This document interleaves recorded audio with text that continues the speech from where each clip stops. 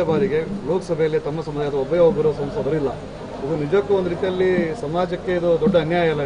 ಇಲ್ಲ, ಸಮಾಜಕ್ಕೆ ದೊಡ್ಡ ಅನ್ಯಾಯಕ್ಕಿಂತ ಎಲ್ಲೇ ಒಂದು ಕಡೆ ರಾಷ್ಟ್ರೀಯ ಪಕ್ಷಗಳು ಈ ಸಮಾಜಕ್ಕೆ ಯಾವ ರೀತಿಗೆ ನ್ಯಾಯ ಕೊಡಬೇಕಾಗಿತ್ತು, ನ್ಯಾಯವನ್ನು ಕೊಡುವಂತಿನ ಒಳಗೆ ಇಲ್ಲೇ ಒಂದು ಕಡೆ ಟಿಕೆಟ್ನಲ್ಲಿ ಗೊಂದಲ ಮಾಡಿದ್ದಾರೆ. ಗೊಂದಲ ಮಾಡಿದ ಕಾರಣಕ್ಕೋಸ್ಕರವಾಗಿ ಕೆಲವು ಸಂದರ್ಭದಲ್ಲಿ ಹಿನ್ನಡೆ ಆಗಿರ್ಬೋದು. ಸಮಾಜ ಸಂಘಟನೆ ಐತಿ, MP ಗಳು ಆಗಬಾರ್ದು, ನಾವು ಯಾಕೆ ಆಗದೇ ಇರ್ಬೋದು. ಅದು ಕೊಪ್ಪಳ ಜಿಲ್ಲೆ ಪಂಚಮಸಾಲಿ ಸಂಘಟನೆ ಇಡೀ ಕರ್ನಾಟಕ ನಂಬರ್ 1 ಸಂಘಟನೆ ಐತಿ.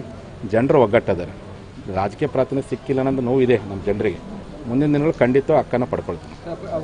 ಸೆಪ್ಟೆಂಬರ್ 22 ಬರೀ ಕೂಡಲ ಸಂಗಮ ಪೀಠದ ಸ್ವಾಮಿಗಳದ್ದು ಸಭೆನಾ ಅಥವಾ ಹರಿಹರ ಅವರೆಲ್ಲ? ಇದು ವಕೀಲರ ಸಭೆ, ಎಲ್ಲರೂ ಕರೀತಿ, ಎಲ್ಲರೂ ಬರೀ, ಅವರೆಲ್ಲ ಬರ್ತಾರಂತ ಎಲ್ಲರೂ ಕರೀತಿ, ಎಲ್ಲರೂ ಬರೀ. ಇತ್ತೀಚೆಗೆ ಒಂದು ಚರ್ಚೆ ಹಿಂದೂಗಳಲ್ಲ, ನಾನೀಗ ಅದ್ರ ಏನತ್ತೆ ಓನ್ಲಿ ನಾನು 2A ಮೀಸಲಾಯ್ತು ಅಷ್ಟೇ ಬರೀ, ಅದು ಅವ್ರಿಗೆ ಹೇಳ್ಕೊಂಡು ಶುರುವಾಗಿದೆ. ಅಂಜನಾದ್ರಿಗೆ ವಿಷಯಗಳ ಅಂದ್ರೆ ಚಿಹ್ನೆಗಳನ್ನು ಇಟ್ಕೊಂಡು ಕಂಬಗಳನ್ನು ಹಾಕಿದ್ದಾರೆ. ಹೀಗಾಗಿ ಒಂದ್ ಕಡೆ ಅದು ಸರಿಯಲ್ಲ ಅನ್ನುವಂಥ ವಾದ ಇದೆ, ಇನ್ನೊಂದು ಕಡೆ ಸರಿಯಲ್ಲ. ಏನು ಹೇಳ್ತೀರಾ? ನೋಡ್ರಿ, ಆಯಾ ಧರ್ಮಗಳ ಧಾರ್ಮಿಕ ಸ್ಥಳಗಳಲ್ಲಿ ಆಯಾ ಧರ್ಮಗಳು ಯಾವುದೇ ಸಂಕೇತ ಬಳಸಲಿಕ್ಕೆ ಅವ್ರ ಮುಕ್ತ ಅವಕಾಶ ಇದೆ.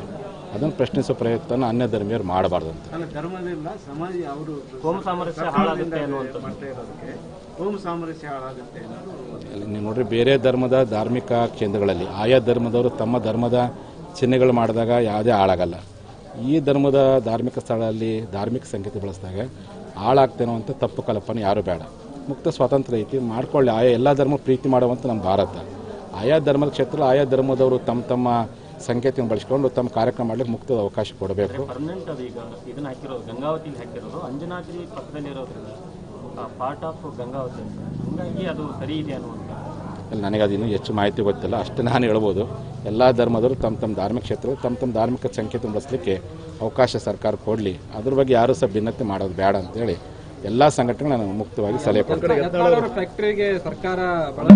ನಾನೇನು ಹೇಳ್ತೇನಪ್ಪ ಅಂದರೆ, ಯಾವುದೇ ಜನಾಂಗದ ಯಾವುದೇ ವ್ಯಕ್ತಿ ರೈತರ ಪೂರಕವಾಗಿರುತ್ತೆ ಕೈಗಾರಿಕೆಗಳು ಮಾಡಿದಾಗ ಅದು ನ್ಯಾಯಯುತ ಮಾಡಿದಾಗ ಸರ್ವೋಚ್ಚ ನ್ಯಾಯಾಲಯದ ಆದೇಶ ಇಟ್ಕೊಂಡು ಹೈಕೋರ್ಟ್ನ ಆದೇಶ ಇಟ್ಕೊಂಡು ಪ್ರಾಮಾಣಿಕವಾಗಿ ಒಂದು ಸಕ್ಕರೆ ಕಾರ್ಯಕ್ರಮ ತೆಗೆದಾಗ ದೂರದೇಶದಿಂದ ಅದನ್ನು ಮುಚ್ಚುವಂಥ ಪ್ರಯತ್ನವನ್ನು ಯಾರೂ ಮಾಡಬಾರ್ದು. ಈ ಹಿನ್ನೆಲೆ ಒಳಗೆ ಏನು ನಮ್ಮ ಮೆಂಬರ್ ಆಫ್ ಸೆಕ್ರೆಟರಿ ಅದಾರಲ್ಲ, ಅವ್ರ ಹೆಸರೇನು ಅಭಿಲಾಷೆ ಏನೈತೆ ಅವ್ರ ಹೆಸರು, ಬಾಲಚಂದ್ರ ಅವರು, ಅವರೇ ಒಪ್ಕೊಂಡಿದ್ದಾರೆ. ನೀನು ಕರೆಕ್ಟ್ ಇದ್ದರೆ ನಾಳೆನ ಪರ್ಮಿಷನ್ ಕೊಡ್ತೀವಿ ಅಂತೇಳಿ. ಹಂಗೆ ಹೇಳಿದ್ರು ಪರ್ಮಿಷನ್ ಇವತ್ತವರೆಗೂ ಕೊಟ್ಟಿಲ್ಲ. ಎಲ್ಲೇ ಒಂದು ಕಡೆ ಪರಿಸರ ನಿಯಂತ್ರಣ ಮಂಡಳಿ ಯಾವತ್ತು ಸ್ವಾಯತ್ತ ಸಂಸ್ಥೆ, ಆ ಪರಿಸರ ನಿಯಂತ್ರಣ ಮಂಡಳಿ ಸ್ವಾಯತ್ತ ಸಂಸ್ಥೆ ಯಾವುದೇ ಕಾರಣಕ್ಕೂ ರಾಜಕೀಯ ಹಸ್ತಕ್ಷೇಪ ಆಗಬಾರ್ದು.